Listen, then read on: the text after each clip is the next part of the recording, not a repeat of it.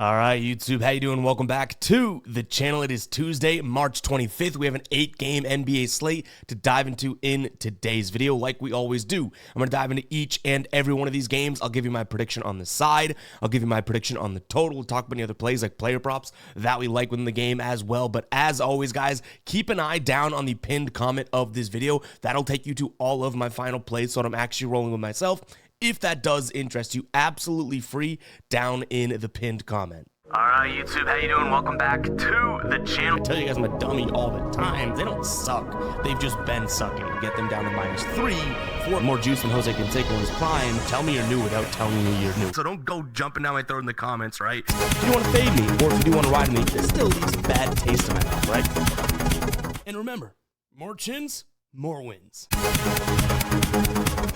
In terms of yesterday, it was a weird one. We do make a little bit of profit. Jaden McDaniels let us down, but Jakob Poeltl and the Celtics come through. But I feel like we saw some spots on the board yesterday really well, and then we saw some that were just way off. So, yeah, I mean, at least it was a profitable night. Not the best night at all. The two plays were -140, -138, so kind of juiced as well. But like I said, at least we're happy to be in the green with Jakob Poeltl and the Celtics. Jakob Poeltl was a really good look. 19.5 points plus rebounds. He hit that in points alone. So, yeah, good look there. Celtics obviously did some Celtics things as well. Jaden McDaniels, I don't know what to make out with him because he's cashed for so many times, but there's also been times we've taken him and he's just been a dud and he burns us. So, I don't want to say DNB graveyard, spotlight or watch list, anything like that, but he has burned us a few times. But on to the ride of the day here. It does come through. Let's pump in some crowd noise from Eric Betts. Kobe White over 24.5 points. What did he finish with? 37, did I last see? 40 minutes, 37 points against the Nuggets last night for Kobe White. Love to see it. We'll drop a cha-ching because he absolutely crushed that line. If you guys don't know what the ride of the day is, it's simple. Just use that hashtag ride of the day down in the comments with your favorite play or ROTD. Same exact thing. I jump on board with one person's play each and every day. I give you a shout out in the next video, win or loss. If you win, we continue to ride with your plays. If you lose, you still get the shout out. We drop the womp womp on the soundboard. We got to talk about it, but not today. Eric Betts comes through with the Kobe White over 24.5. I also post these over on my Twitter /X EvGuyBoston. It's right there on your screen. I also post it on the Guy Boston Sports site along with the final plays. If you are looking for the ride of the day each and every day, make sure to check those spots out. But what do you say we go ahead and jump into today's 8-game slate? There's some meh games, there's some games. It's not exactly my favorite slate of the year, but we'll probably find some value. But let's go ahead and dive into it. Hit that like button, hit that subscribe button. We got Detroit taking on San Antonio to start things off. This game really will come down to what I would say is just injuries overall. Detroit, Cade Cunningham and Tim Hardaway Jr. I'm more concerned with Cade Cunningham being injured in this spot, or at least a game time decision in this spot, I should say. If he does play, I don't necessarily mind the idea of Detroit in this spot. I don't think San Antonio's defense by any means is all that great. I mean, sure, they've kind of looked okay recently, but they've played Philadelphia and Toronto in their last 2 games, which obviously skew things a little bit. So I think Detroit with Cade Cunningham's probably my lean, but if he doesn't play, I honestly would start to lean towards San Antonio. It's that big of a swing for me. But you have Castle on the injury report for San Antonio, and I think that that's a fairly big deal for them. So like I said, this one comes down to injuries. Let's assume Cade Cunningham plays. I think that this is a Detroit team that should be able to dominate in the paint and score really well in the paint. San Antonio, 2 centers over the last 7 games here, allowing the 5th most points. So I could see Jalen Duren having a decent game as well, depending on what we can get his line at. So yeah, give me Detroit as well as a player prop look there for Jalen Duren. Both these teams like to shoot in the paint a ton. Last 10 games here, San Antonio number 1 in terms of frequency at the rim. Detroit number 2 in terms of frequency at the rim. But on the season, Detroit number 4 at preventing points in the paint, right? Or yeah, points in the paint. San Antonio, 21st, and on the road this year, 27th. And obviously, they don't have Wemby down there anymore. So, yeah, I do think that this could be a spot where Detroit kind of controls it the whole way through. In terms of a total, I don't mind an under in this spot. I know I already mentioned, I don't know about San Antonio's defense or anything like that. And yes, we can give Detroit playing, at a fast pace some credit here. But I still think both of these teams are going to ultimately prioritize taking it down low and trying to score in the inside, meaning we're going to be counting by 2 here. I see this one finishing potentially at 229, 230. So I don't mind the under here if Cade Cunningham doesn't play. That's 20 points off the board for Detroit as well. Like, under could be a spot that we like here. And like I said, for player props, probably somewhat of a Jalen Duren look.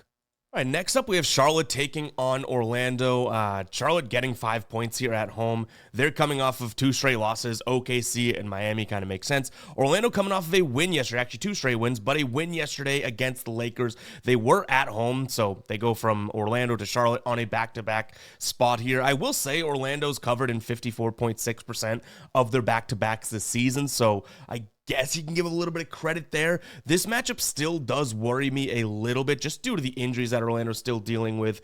Corey Joseph, starting point guard today. Looks like Cole Anthony is listed as doubtful. Obviously, we know about Suggs, and they just battled injuries all year long. Charlotte's fairly healthy. No injury designation for LaMelo. No injury designation for Miles Bridges, no injury designation for Mark Williams. Like, the guys that they have had are healthy right now. Obviously, Miller's been out for seasons, so I do think that you can make an argument for both spots here, but I'm starting to trust this Orlando defense a tiny bit again. I've been saying on this show for a long time now, right? Like, I don't know what to make of Orlando. They were good at the beginning of the year. They battled injuries. They got fairly healthy, still didn't kind of put it together. But against a team like Charlotte, we should see Orlando's defense be able to step up, right? And they did play, twice so far this season. They have, and 86 points to Charlotte, 84 points to Charlotte. Like, clearly the defense matches up well to some degree. Now, like I mentioned, Charlotte's had some crazy injuries this season. I think LaMelo missed at least one of those games. If I'm not mistaken, I think he had a really good game in the other one. I'm pretty sure one really good game, one game that he missed. I don't have the exact numbers in front of me, but don't quote me on it, but I think you could trust me a little bit there. So Orlando's defense clearly does match up against different versions of this Charlotte team. Charlotte's starting to, look like the team that we always thought they were. I've been giving them defense a lot of credit, over the season, I guess, just to some degree, like the paint defense and whatnot, but not so much anymore, right? Getting late in the year, this team, I think, is starting to go, all right, is it the offseason yet? So all that being said, I think the defense wins this one for Orlando. I'm going to lean towards Orlando minus the 5. I also consider a Charlotte team total under, but it is going to be such a low number. Like, if we get a Charlotte team total under right now, we're looking at, just for, kind of even odds here, at minus 115, okay? Under 104.5. They've gone over that in 8 of their last 10 games. Now, Orlando's a very good defense, and I do understand that, but it's still a little dicey, right? So I would still lean that way, but I think at that point, you might as well just do Orlando minus the 5, right? I know they're on a back-to-back, but it's like, if they're going to play good enough defense to stop Charlotte from scoring 105 points, I would assume, and you know what happens when you assume, you make an ass out of you and me, but I would assume they win this game by, 5+. So those are the 2 directions I lean in. Player prop-wise, I don't think anything is, like, screaming to me right now.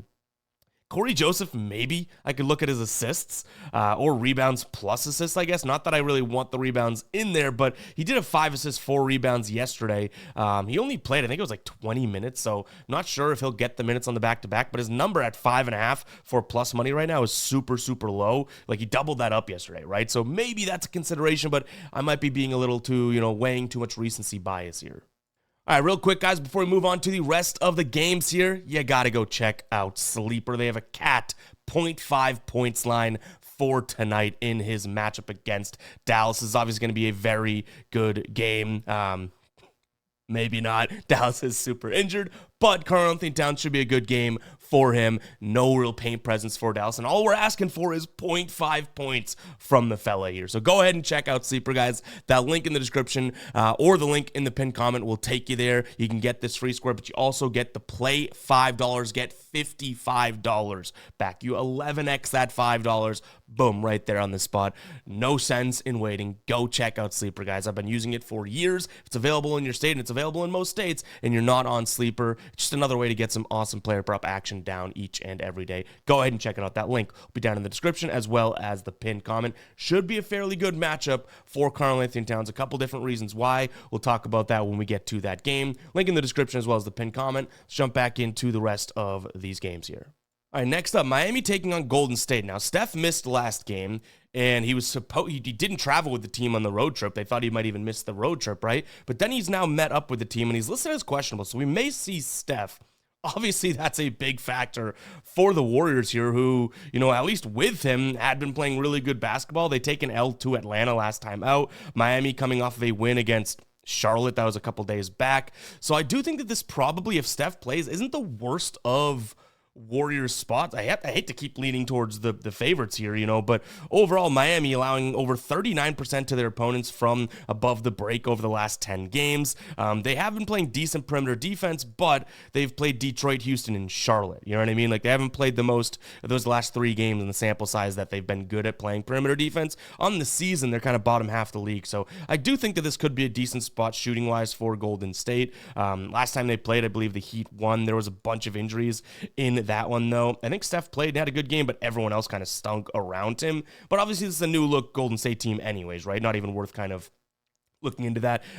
You obviously have the 2 guys playing against their old squad as well. I think this could be a pretty good game. I'm going to lean towards Golden State if Steph plays. If he doesn't, much like Detroit and San Antonio, and I hate to flip-flop on you guys, but I do think it's a big enough deal. If Steph doesn't play, there's part of me that says, yeah, that's a 5-point enough swing for me to get to the Miami side of things. I think that the defense should be able to step up, especially down in the paint, which is what the Warriors do when Steph doesn't play. They like to, protect score in the paint and whatnot. So yeah, could be a potential look at the Heat if Steph doesn't play, because I think it turns from a perimeter game, which I think they have an advantage, to a game in which they may be playing right into where the Heat, I do give them a little bit of credit down low, especially when they have Bam and Ware in the lineup. Like, they have a massive size advantage over Draymond and Jimmy Butler, you know what I mean? So yeah, worth considering at least there, but keep an eye on the pin comment. This is obviously one where injuries impacted a lot, so don't really want to force anything without knowing that. Player prop wise, I mean, if you could still take a peek at Podziemski and getting a good assists line for him, I think his line, right, and this is if Steph doesn't play, I think his line is still 3.5. I really don't mind him over 3.5 assists if Steph doesn't play. If Steph plays, I'm going to kind of peel back on that one. I know I talked about that on Saturday, right? Like, that's a really good look when Steph doesn't play, and even still, he only had 4 assists in that game that we cashed with 7 potential, so it kind of makes me feel a little dicey about it anyways, but that'd be a pivot that I go towards if Steph doesn't play as well. In terms of what we have from a total in this one, I think it's a low-scoring game, but you could be low-scoring and still get to 218. Am I being annoying saying everything depends on Steph? If Steph doesn't play, I like the under. If Steph plays, I probably slightly like the over. It flips it on its head for me. I'm sorry. It is what it is. I'm just being honest. All right, next up, New York taking on Dallas. Now, I kind of hinted at something and I said this could be a good game, and I do think it could be a decent game. We've already seen this line jump to 10.5, so that's an old line there at 9.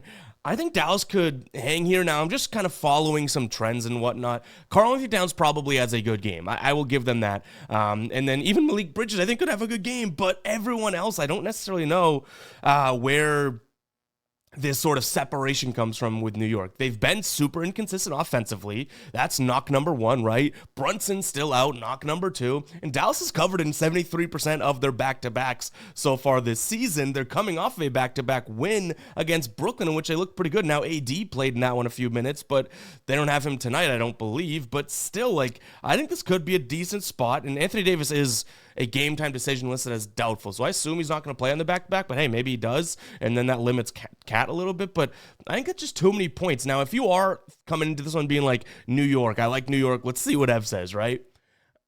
I can't really talk you off of it because Dallas is super, super injured. They're on a back-to-back. New York certainly has the two of the top 2 guys in the game, right?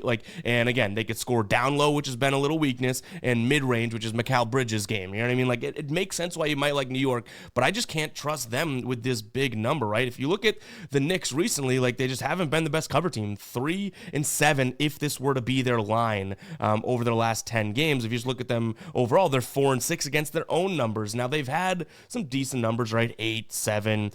They did cover their last game was against Washington, but their cover games again have been against Washington, Portland, Sacramento, which, they're kind of, up and down at times. Dallas, as weird as it is, covered 3 straight games. They get these big numbers, and I think that they can kind of hang. If you look at their last 8 games and you gave them a 10.5 point spread like they have tonight, plus 10.5, they would have covered in 7 of those 8 and 8 of the 10. So Yeah, I kind of like Dallas in this one. Sound the cycle alert alarm. I think New York wins it. I think Cat has a good game, but I just think that they don't have the pull away speed that some of these good teams do. Like I haven't seen it from the Knicks. But again, there's tons of angles to make a case for the Knicks. So I'm not telling you what to do. I'm just telling you what I think. If you like the Knicks, I do think that the numbers probably passed. Like maybe 9, you could digest it, but 10.5 moving to 11. Like I don't know. Not for me today. In terms of what we have from, like, I think this could be a 9-point win for the Knicks, and it's like, oh, well, they covered, right? Or like a 6-point win, that type of thing. In terms of a total, I don't mind an over. That's where I'll give Dallas credit for the pace. They've been playing at a top 10 pace over the last 10 games here, and I still do think, again, New York should be able to score inside, score from the mid-range. They should have their way scoring overall, but I don't trust their defense, as far as I could throw them, so I think that this could be a high-scoring game. No real player props other than, again, Cat and Bridges, but nothing specific there, unfortunately. Next up, Houston taking on Atlanta. Kind of I guess, fairly similar situation as to what we just talked about. I think Houston's the better team. I trust them to win this game. They're healthy, right? Van Vliet's back and all that. But 8 does seem like it's a little bit too much. Houston's won a bunch of games, right? 9 of their last 10 games. But in their last 5 games, they've only covered in one of those games. It was against Orlando, and it was because it was a 2.5-point spread. They've been struggling to cover numbers. They've been winning games, but again, struggling to cover numbers, whereas Atlanta has covered 3 straight. They've covered 4 of their last 6 of their last 10, and they're playing decent basketball. Now, they are on the road. I would say they're slightly better, obviously, home team this season, and of their last couple road, and they've played a ton of road games recently, of their last couple road games hasn't really been their best basketball. So if you want to make that argument, sure, you can get to Houston here, but overall, Atlanta should be able to compete in the rebounding category. Both teams like to take it in the paint, and, I don't want to sit here and say Atlanta's good at defending the paint, but they should be able to do some damage in the paint, right? They're very good at stopping the catch-and-shoot jumper, which is how we'll see Houston take some threes. They kind of struggle against the pull-up jumper, so we'll talk about that when we get to the player prop portion, because I do have something related to that. But overall, yeah, I just see enough where Atlanta can keep this to 8 points overall, okay? But again, it's similar to the Knicks, where I think Houston probably wins this game. Like, if we were to put these in moneyline parlays, I'm going Knicks and Houston. But I think Atlanta, is playing decent enough basketball to keep up with them. I just worry, and I think my biggest fear is the fact that 8 of their last 10 games have been at home. Do we see them kind of just implode on the road? Like, potentially. But this line's moving as well. You wait long enough, you may be able to get an Atlanta +9. So, yeah, we'll see how that goes. In terms of a total, I do think that, both teams, I guess I should phrase like this.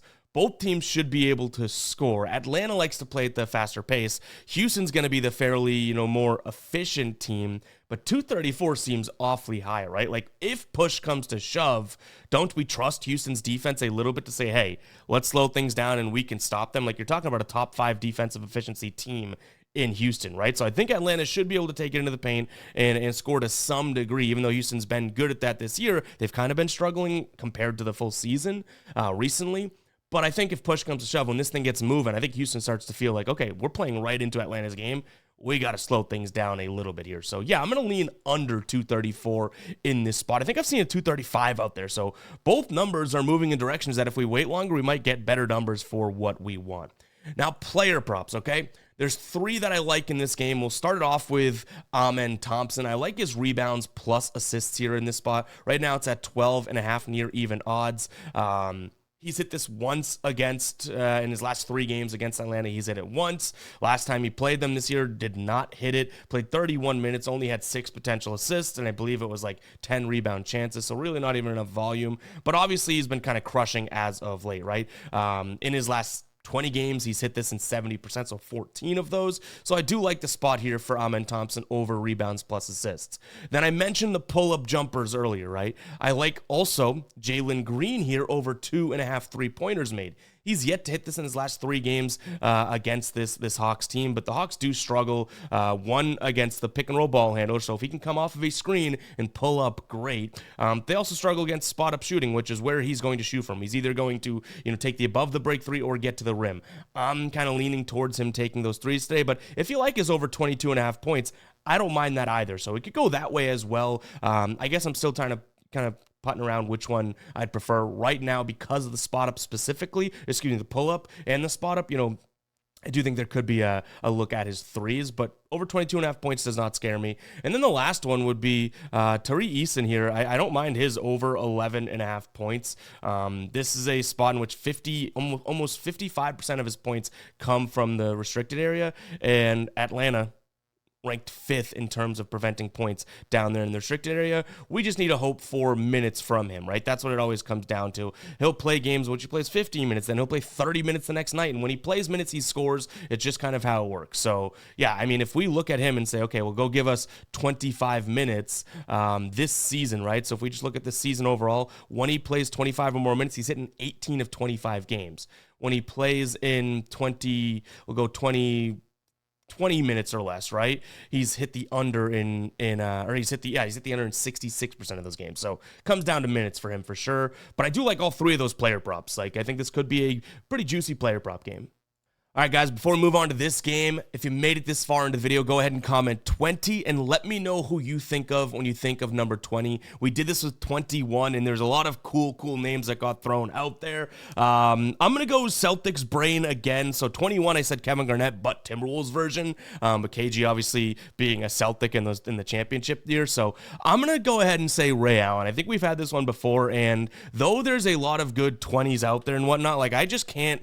20 screams Ray Allen to me. I know there's a ton of good 20s, like I mentioned, but again, this is not supposed to be the best 20 that you could think of, right? Like, who's the best 20? No, it is who do you think of when you think of basketball? Number 20. Right away, I go Ray Allen. So who do you guys think of? Celtics Ray Allen, of course. Who do you think of when you think of, because he wore, 30? Did he wear 34 on the Sonics? Do I have that correctly? Might be wrong there, but I think I might be right. But yeah, I think of that Celtics jersey, Ray Allen. Who do you guys think of when you think of 20? Let me know down in the comments. I loved seeing some of the underrated names, when we did this last time. So yeah, let me know. But all right, let's move on to this game. We got Utah taking on Memphis. In terms of injuries, that's what we've been needing to look at for this Memphis side of things.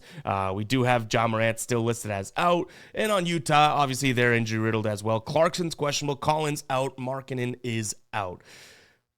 I would say Walker Kessler would be enough to say that, hey, don't go scoring down low on us now, Memphis. But this is such a tough spot for Utah because Memphis does have the ability, to score from three, especially when Ja Morant, I don't want to say out of the lineup, but when you get, obviously, Luke Kennard more minutes and whatnot, you have a couple more jump shooters in there. So this is a difficult one. But Memphis hasn't been playing the best basketball. And I'm starting to feel like, yeah, it's a really tough spot for them without Ja, but this Utah team is just like an Olay defense. Like their last two games, albeit it was Boston and Cleveland, so give them a little bit of credit here, right? But a 15-point spread, they lose by 30? 16.5-point spread, they lose by 30. It's like this Utah team may be saying, hey, we're tapping out of this year, right? Whereas Memphis, 5th in the West, like they're still going to try and win games. But again, they've been struggling. They're 1-4 over their last 5 games, both straight up and against the number. Worries me a little bit. Even last time they played, right, which was this month, they only won the game by 7 points. So it's not like they've been crushing. It's tough to be on this Memphis side with the double-digit spread, but kind of just all out on Utah. I don't really see the benefit of, rolling with them. They just don't necessarily seem like they're playing competitive basketball. Now, could it be because they just played the Celtics and the Cavs? Sure, I can't really deny that, right? Like, talk about two of the hardest matchups that they have. But still, I just can't really seem to get there. So I'm going to lean towards Memphis minus the points here.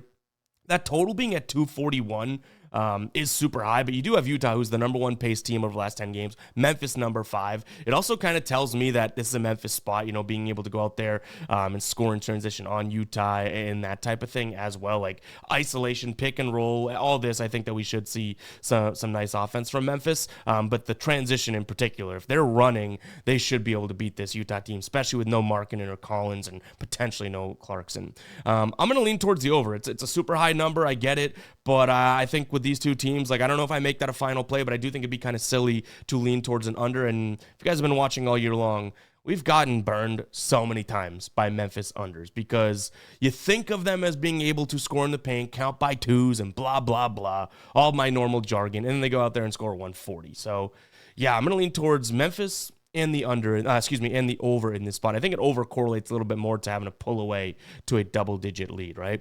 A couple player prop spots. I think really one that I'm considering, Jalen Wells over 5.5 rebounds plus assists.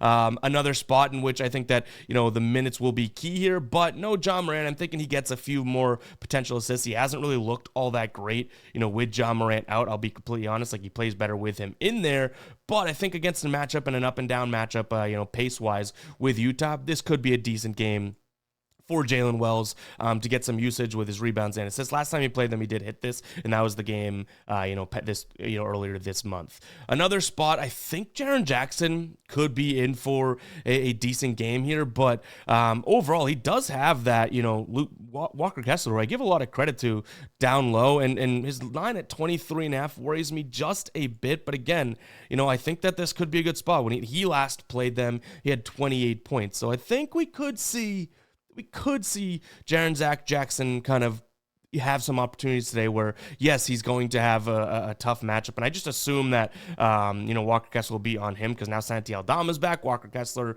playing the center, Santi Aldama playing power forward, probably gets Filipkowski. That's just kind of what I'm thinking. But if they do put a little bit more mobile on Jaren Jackson, we could see Kyle on him. And I think Filipkowski should be an easier matchup for Jackson, right? So both ways I could see him having a decent game there, but keep an eye on the pin comment, guys. Take you to the final plays. You could probably tell in my voice I'm kind of like back and forth on a few things in this one. It's not exact. I feel like everything's pretty efficient in terms of how it's priced. All right, Sacramento taking on OKC. Sacramento coming off of the L yesterday against the Celtics. They lose, 115 to 93, 113 to 95. I might have those numbers kind of all over the place. Sabonis did play. Monk didn't play, so we'll see if Monk does get the go today. He's listed as questionable. They are in a back-to-back, so obviously keep an eye on that. And we have a couple big injuries. Jalen Williams and Chet Holmgren listed as questionable on the OKC side of things. I will say I think it's a decent matchup for Williams overall, so I would look at him in terms of maybe even his PRA, just kind of overall, if he does end up getting the go. So yeah, he's a little banged up, I get that, but I think it's a good matchup for him. He hit before going out for a while. He had been crushing this line. He comes back. He only played is that the game he got injured? And that could have been, I could have that wrong, but either way, when he gets the minutes, obviously, and I know I've said minutes a bunch of times, but could be a good spot for him. But it's a matter of, if he does come back and play a decent amount of minutes, will we see, him play a full allotment? Not exactly sure, but if he does have the go, and I know it's a big if, and I know the injuries kind of stink in the league right now, I think it's a good spot for him. But overall, this is probably, you're getting a healthier OKC team who, even with big numbers, this season they've had a ton of big numbers, right? But when they have a rest advantage over their opponent, they've covered in 64.3% of their games. Sacramento on back-to-backs, 21.4%. This screams OKC to me. Being able to get it right now at 10, you could probably buy down to a 9.5 and just go win the game by double digits. Last time we saw these two teams play, which was earlier in February, they won by 34. And then the game before that, which was also this season, they won by 21. So OKC should match up fairly well against this team. The one little piece of credit that I'll give them is that Sacramento on the season has been a pretty good interior defense. But if we look at the dashboard here, and by the way, right after this, I'll show you guys how to get access to the dashboard. Look at Sacramento in the restricted area, which is obviously, OKC likes to score in the paint. They've been shooting the ball a little bit more from three, but they've had some injuries. We know that OKC is a paint scoring team first and foremost. So I'm focusing on this. OKC, 73% in the restricted area at the rim, right? And then Sacramento allowing over 73% to their opponents. That screams yikes to me. You can also see pick and roll, which is something that they run a ton. Going to be tough for Sacramento to stop overall. They also do a ton of catch and shoot jumpers, which is kind of how they shoot their threes, right? Sacramento not the best in that lane. And then if they do want to shoot the three ball, look at this. OKC 7th in terms of scoring from three, second over the last 3 games. Sacramento dreadful. So yeah, there's just too many angles for me to get to OKC on the offensive standpoint. I wouldn't even mind an OKC team total over. Maybe that's a little bit better because then you're just saying, hey, go out there and score. We don't have to worry about the 10 points. If you guys do want access to the dashboard, it's over on the Guy Boston Sports site, which is right here. In fact, I'll give you a better angle there. You head over to the members area, top right, click NBA dashboard. Now, I'm logged in, so I will see the dashboard that comes out each and every day. You can open it up, and it has each and every game, like you just saw, broken out from a visual format. This pulls pretty much every box here is being pulled from like a different website, right? So we consolidate all of this information for you so that you can speed up your research time and everything like that. You could print this out, you can make notes on it, you could download it. Once you have this for the day, again, you can just save it as a file, all of that stuff. If you're not signed in, you'll see this. I'll set this to a logged out view. You'll see that it says, hey, you need membership levels. We do have 3 available right now, and I'll explain why we have 3. We have the all sports, meaning you get in at that price and you're locked in whatever price you get, and you get every dashboard that comes out. Our MLB dashboard launches in a couple days. It's already alone, because this thing's great, it's the same price as the all sports dashboard. So you could get $4.99 right here, get both of these dashboards as they come out for the same price as this one. Once this comes out, this price will change and go up, but you're locked in wherever you sign up at. So yeah, if you want to get in early, sign up for the all sports dashboard. You'll get the NBA and the MLB dashboard daily. Consider becoming a Guy Boston Sports member. Again, it's over on the website. You head over to members, you could sign up, head to the dashboard, all that good stuff, if you do want to try it out. Very, very cheap. Cheaper than a Starbucks, once per month, and you get all that information. We have a couple of videos on the site as well, kind of explaining how to use it. Like, I use this dashboard to speed up my research process, so I'm 100% confident it'll speed up yours as well. Portland taking on Cleveland. I mean, you look at this line and you kind of know what the case is, right? There must be injuries, and you'd be correct.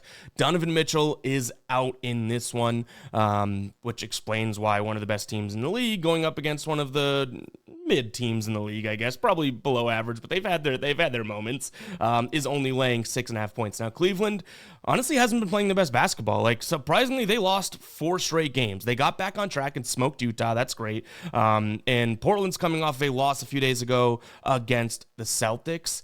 I do think that no Mitchell in spot is a fairly big deal. Like, I'm not going to lie. I think that that's a huge loss, which shouldn't, drop any jaws here. But I do think that he kind of has a really good matchup. So even just on top of the fact that, no kidding, it's their best player, he's out, I think this was a really good matchup for him. I think that DeAndre Hunter could kind of swoop in and fit in fairly well here, but we still have to monitor those minutes from him, right? Like, I think Dean Wade's starting, I think Dean Wade's coming into the starting lineup over him. But if we look at like DeAndre Hunter's rebounds plus assists, I think he's going to get the ball a decent amount. So there's a little player prop spot there overall. But realistically, I think that this probably comes down to Darius Garland. Like, if Darius Garland has a good game, this is probably, an easy Cleveland spot. Portland has been really struggling against the above the break and the pull-up jumper specifically, and the pick and roll ball handler. So it's like all 3 things, everything that I just said is Darius Garland all day long. So yeah, if Darius Garland has a good game, this should be a good spot for, obviously, the Cavs, because he can kind of lead them through it, right? If he doesn't, then you are kind of relying on Evan Mobley, and I don't think it's the best of matchups for him overall. So yeah, take that for what it's worth. I do think that Mitchell kind of throws a wrench into this enough. Not enough for me to get to the Portland side of things, but for me to start to second guess Cleveland a little bit. I also don't mind an under spot here. I think no Mitchell, we could see this one finish right around like the 230, 229 mark, which is just about a basket under. But to me, there's too many ifs to guarantee anything, right? And right now I have Darius Garland projected at 23.8, so 24 points. I like his over in points. I think his line's at 21.5 or 22.5. But again, like, if we look at Darius Garland's recent games, like, he's been struggling, like you read about. 19, 15, 20, 13. He had the 30-point game against the Nets. Good for him. Then 20, 19, 17, 18, 12. Like, the dude's been struggling. There's no ifs, ands, or buts about that. His last 2 games here against this Portland team, 15 and 13 points. He played over 37 minutes in both of those. So I don't know exactly what to make of it, but I do think that this is a fair enough spot for him. But knowing the history, again, kind of makes me second guess myself. But I'm going to say Darius Garland over 21.5 points is probably my favorite play in this one. Cleveland minus the 6.5, because those kind of correlate. I don't think this is a great Evan Mobley spot, but I also can't sit here and say that he's going to stink, because you look at the matchup, it's like, well, Denny Advia is good, but Evan Mobley should kind of outlength him, right, overall. But yeah, to me, this is a Cleveland, Garland, and under type of a spot. Mitchell is obviously a big deal, but Cleveland needs to get back on track at some point. I mean, sure, they've been sitting guys and resting guys and all that because the playoff picture in the East is kind of in form anyways. But to me, I think they still want to play some good basketball heading into the playoffs. And we still got a little ways to go, right? But yeah, that's going to wrap it up for today's show, guys. Hopefully you guys did enjoy. If you did, go ahead, hit that like button, hit that subscribe button. And we'll catch you guys in the next one, all right? Peace out.